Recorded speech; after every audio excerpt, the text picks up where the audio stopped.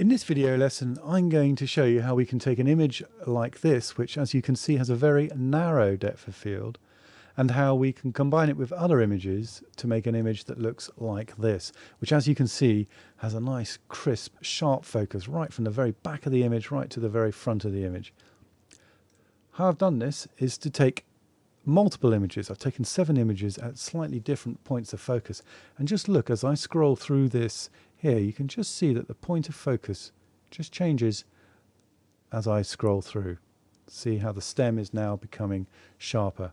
Okay, let's scroll back and we can combine all those together so that it looks like this. And it's a great technique for improving your macro shots, where getting a good deep depth of field is quite challenging even at small apertures such as f16 or 22. Okay, so the first thing we need to do is to just open these images in Adobe Camera Raw. So you can see I've just selected the 7 images there, a case of double clicking, and here we go. You can see that we're in a Camera Raw 5.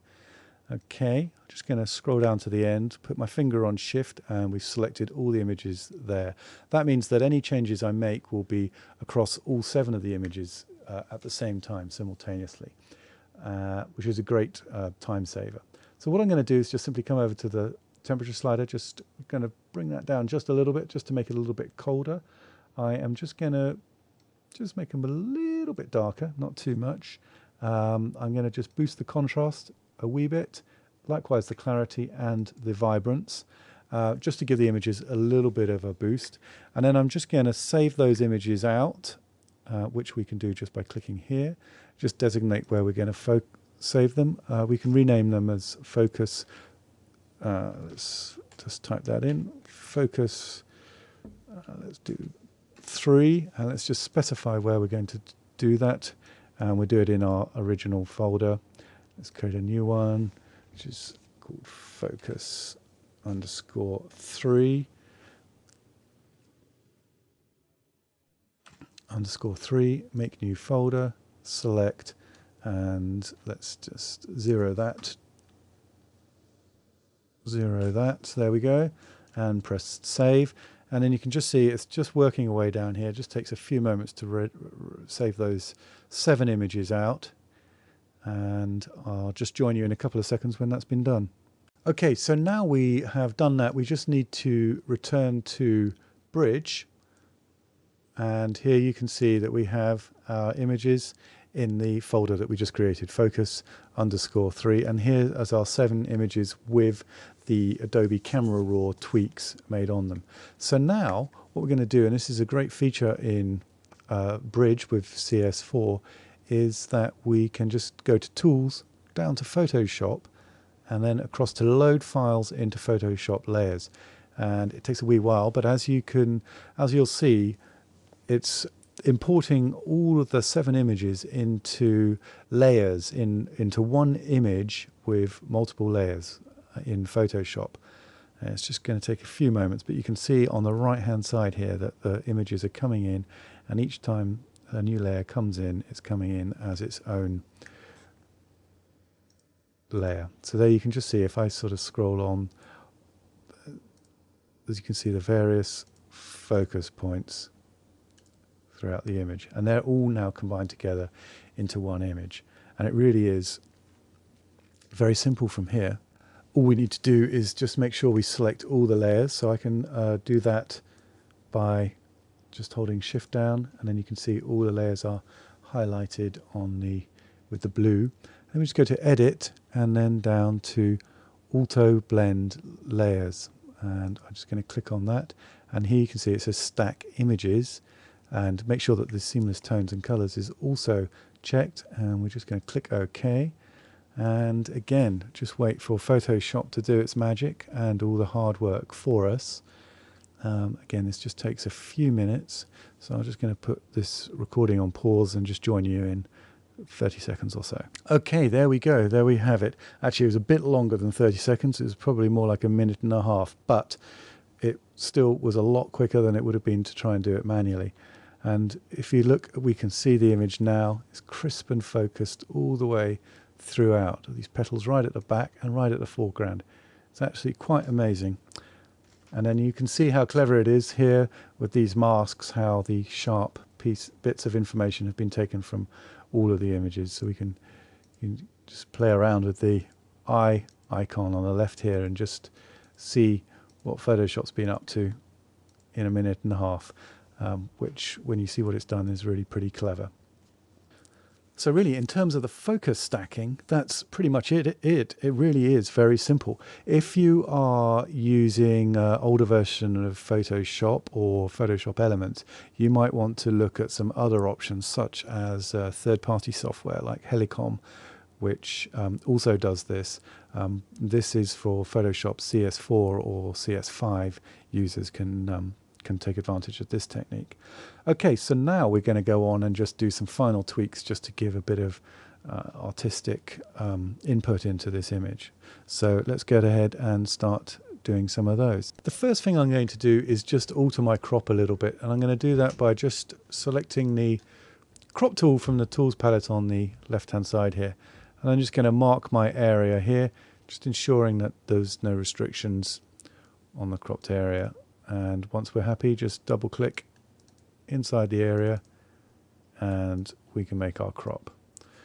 Okay, so now I want to just do a little bit of dodging and burning, and to do that what I'm going to do is a nifty keyboard shortcut, and I am going to press Shift Control Alt and the letter E simultaneously to create a new layer at the top of the layer stack, and this layer is all the layers below it merged together, and it's a great little shortcut if you want to do that. Okay, now I'm going to select the burn tool from the tools palette here on the left hand side. I'm going to just create a slightly bigger brush, and that should be about good. Actually just a little bit bigger than that. And I'm going to set my exposure to about 16, and I'm just going to really just dusting the corners just to help focus the eye in. I'm also going to just do a little bit right in the middle here, just on the center of the flower there, just to help give it a bit of depth, and that's just helps draw the eye in just a little bit. It's a kind of studio glow, almost as if there's a sort of backlight in the middle. That works quite well. I can just see that I've got just a little bit of dust on my sensor there as well. So I'm just going to go to the patch tool. I'm going to just remove that like that, and also make a note to clean my sensor once I've finished with this. Okay, the next thing I'm going to do is just give a little tweak to my tones and colors, and I can do that with an adjustment layer. So let's just go up to curves and just boost the contrast just a little bit by just adding a gentle S-curve there. And you can see that's obviously re-editable, so we can do that again later. And also we can also just adjust our colors as well. So let's just go to color balance, and then you can see that the adjustments palette changes. I'm just going to make it just a little bit bluer, just to really accentuate that blueness. Let's just close out of that, get that out of the way. And of course, if we want to go back and re-edit any of these at a later time, we can. Next thing I'm going to do is to create another compressed version of the layers. So again, back to Shift Control Alt and the letter E. Let's try that again. Shift Control Alt and the letter E. It is a little bit fiddly at times, and so then again I have another compressed version at the top of the layer stack here. I'm going to go up to Filter, down to Blur, Gaussian Blur. I'm going to add about 60 pixels in there and click OK, and as you can see that's gone totally blurred, but I'm going to alter that by changing the layer blending mode from normal to soft light, and we have this nice ethereal effect. Now this technique works quite well on a number of different types of images. This is way too strong for this type of image. I just want to be a little bit subtle about it, so I'm going to bring that down to about sort of 15%, and here you can see it's just boosting the contrast just a little bit and just giving just a very, very, very subtle glow. Obviously, after all the work of making this picture pin sharp, we don't want then to make it soft, but that's just enough to just give it an edge. Okay, now so time to do the nifty keyboard shortcut once more. So Shift, Control, Alt and the letter E. And again, we're at the top of our layer stack there. And this time I'm going to really cheat, and I'm going to go to Filter and I'm going to go to Liquify. I'm going to make sure I've got the little nudge tool from there, and I've got a decent sized brush size. What I'm going to do is actually just make this stem a little bit narrower and slimmer. So it's retouching for flowers here, and I just find that I kind of like the idea of this stem just being a little bit slimmer. So let's just take a little bit off, and you can see what I'm doing, just sort of nudging it in, and I don't think you'd ever notice that that has been tweaked like that.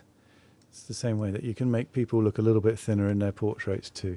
So let's just click OK, and it just takes a few minutes, and then you can just, if I just toggle with the Control Z, toggle on and off, and you can just see, and I just think that that makes it a little bit more of a pleasing composition with a slightly thinner stem. Okay, and the last thing we want to do is to just have a little bit of a sharpen. So let's go up to Filter, Sharpen, and down to Unsharp Mask. And a lot of these parameters seem to be pretty much as I would have them. And we can just check. So we can just move our viewer over here so we can just see, clicking the preview on and off. It is quite subtle, as you can see. Let's just change that radius to 2. And let's have a little preview, and again you can probably can't even see it on this screen, but I think that's just enough to just give it a slight edge. So there you go, you can see that we have our image which is crisp and sharp right through from the very back of the image to the very front of the image, and what in the end looks like quite a pleasing composition.